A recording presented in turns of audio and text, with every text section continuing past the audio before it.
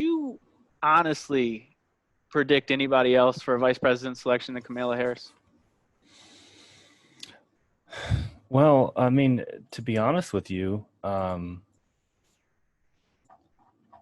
really had no idea. I mean, you knew from the beginning it was going to be a black woman, It had to be. I mean, and you have to. oh yeah, That's what their base is. I mean, that's what the Democrat Party is about. I mean, inclusion.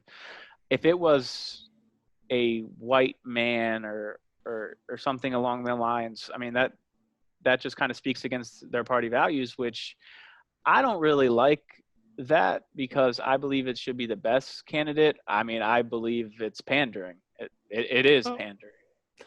oh, the only the only reason they picked her is because she's black and she's a woman, and I don't know how you could argue that.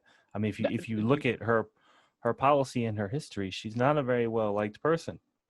No, but I mean, her and Joe Biden are also kind of similar. I mean, we'll call him Jim Crow Joe. But I mean, and I'm not saying that out of ignorance or anything, but Joe Biden was very tough on crime. His 1994 crime bill specifically is very tough on crime and caused mass incarceration, and mass incarceration especially for the African American community. Indeed. And I mean, I understand times change, so maybe not all your past bills should be held against you, but it is important to recognize.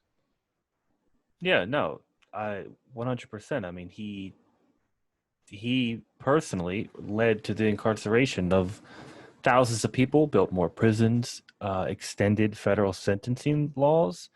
I mean, he was detrimental to an entire generation of people.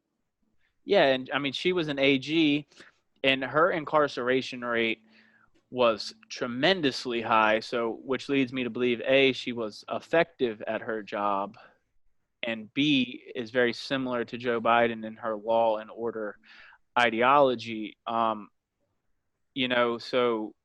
and I mean, she also has some scandals wrapped around her time as an AG. Like her last year, some of the one of the technicians were skimming cocaine samples, which led to like some false imprisonments. And it happened in her under her watch, and it's Hmm. not the only scandal that it is. And I mean, and it wasn't broken into to the public until it had to be broken to the public. It was hush hush for a while, and obviously no politician's perfect, as no human is perfect, but Donald Trump himself is not perfect, as if you pay any type of attention to the media. But I should expect that these same scandals and issues be equally reported amongst the media. Do you believe that that will happen? No, No, absolutely not. And to say no. that it would be, I believe that you're oblivious, or you want to believe what you want to believe. Well, yeah, I mean, they're gonna protect both of them, to the best of their ability. But it's confusing because during the Democratic debates, I think so. She spiked. Tulsi, Yeah, she, Tulsi got on that ass. she spiked in popularity. I think the numbers went up to about 15%, and she dropped real quick, especially after her and Tulsi got into it on the debate Yeah, floor. Tulsi told And her she needed to apologize. yeah, and Yeah, and she dropped, and it was obvious that she was not a popular candidate. So and on top of that, she's from California, a state that Joe Biden is going to win. So oh, without question. electorally, I don't think that she really brings anything to the table. Yeah, I mean, but I mean, it's pandering. So, like, I was having a conversation with a friend, and we were talking about it, and he said that most all vice president picks are based around the pandering platform, which I mean, holds some truth to it. I mean, Mike Pence, for example, was definitely brought in to help secure up the evangelical votes for the Christians because Donald Trump had some moral question marks around him that a lot of Christians started calling out, which is fine and it's fair. But I mean, like Dick Cheney was put in office, but that wasn't more pandering. That was more or less because George Bush didn't have the experience that Dick Cheney did. So, so I mean, it's to be expected. It's just it's kind of getting old. It's the same old every 4 years. And it's just, enough's enough. I mean, I want quality over quantity. Like, who's going to get you the more votes based off of their gender or their skin color? I want a quality candidate. Well, yeah, and I think that it, Kamala and Biden. I mean, if you break it down, they're not very progressive. Not at all. That's why I don't understand how they're on the Democrat ticket. Joe Biden is for war. He's for keeping the troops deployed. He's for an increased military budget. I mean, Kamala Harris incarcerated tons of people, and I mean, the whole left's platform right now is on defunding the police, and they literally have one as vice Yeah, president. Like, their whole ticket is anti-left, like, yeah, ideology. I don't understand it. yeah. And so my theory is, if you're on the fence about voting for Donald Trump and you're a Democrat, you should vote for Donald Trump, mainly because the Democrats are never going to listen to you if they know you have nowhere else to go. They They're literally never. rigged. They rigged the election last year in Hillary Clinton's favor. I mean, I Yep. mean it. I mean, I'm getting worked up because I don't understand, like, how you could, No. like, how that's even a possibility. Like, are you listening to your whole base? Well, it's just the whole thing is Trump is bad and get Trump out. Vote blue no matter who, right? No That's the matter who. slogan. Right. Right. Which is just And insane. The Democrats know that, and that's why they're never going to listen to their constituents. If you hear them on the campaign trails, what they talk about, they're never going to do because they don't have to, because they know you as a Democrat have nowhere else to go.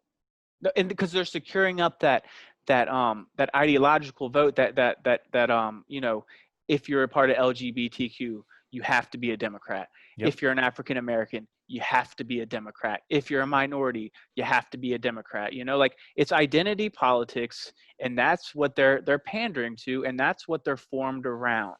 Okay, like, but normal people like me and you, or anybody who understands politics to anything above a high school level, or even if they just paid attention in high school, understand that policy trumps all.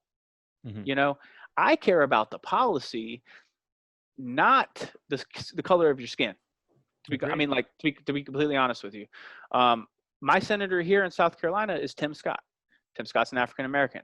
Tim Scott is a very, very good senator.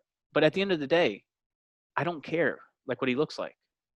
It could, because I want the best representatives for me in office, and for my community as a whole. And if we're just so focused on race and gender, how are we getting anything done? Well, I don't know that we are getting anything done. I don't believe we are. I believe that it's 2020 is just the twilight zone. That's all it is. Yeah. Well, I mean, I think that to a degree, I mean, they're manufacturing the deadlock. They don't really want to get anything done, and things that they want to get done, they do. But in terms of things that benefit the populace, But if they yeah. wanted to get anything done, if they got something great done, I feel like they know that would make Donald Trump's chances of winning greater. So I feel like we are intentionally hurting the American people because of party politics, No, agreed. And that's why they're blaming the virus on Trump. They want everyone to be locked down. which is outlandish. They want more cases because it harms the economy, and they know that if the economy is good, chances are Donald Trump gets reelected. Yeah, if things are going good, presidents usually do 8 years. Or if they show, even if they show strong leadership. I mean, George Bush was elected again solely because of really the way he handled 9/11. Yeah. He was a strong leader. And I mean, and if you ask me personally, on paper, who's a better president, Donald Trump or George Bush? Donald Trump's a better president. I mean, he didn't get us into 2 wars and, tanked. I mean, sure, the economy's tanked, but a pandemic is different than the 2007, 2008 housing crisis, which caused the economy to tank. It's Mm-hmm. different. So It is different, but so I've seen the counter argument that Trump wants to claim the economy doing so well, then he has to claim the economy doing so bad. I agree. You can't just put a stop on once COVID started.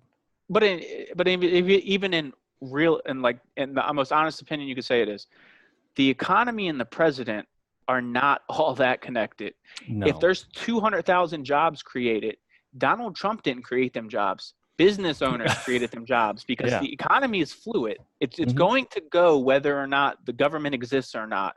There's always been an economy, whether it's a barter and trade system, but you cannot say that all them jobs created were because of Donald Trump. No. Business owners and entrepreneurs are the ones who deserve that credit. Hmm. Yeah. Well, I mean, there is some correlation though to the There is party some, in control of the White House yeah. and the status of the economy. Right. I mean, absolutely. I mean, or for example, like his tariffs. So with tariffs, you know, he hurt some jobs. He hurt, the green solar jobs, and other steel jobs. So like the correlation with him in the economy there is that it was negative.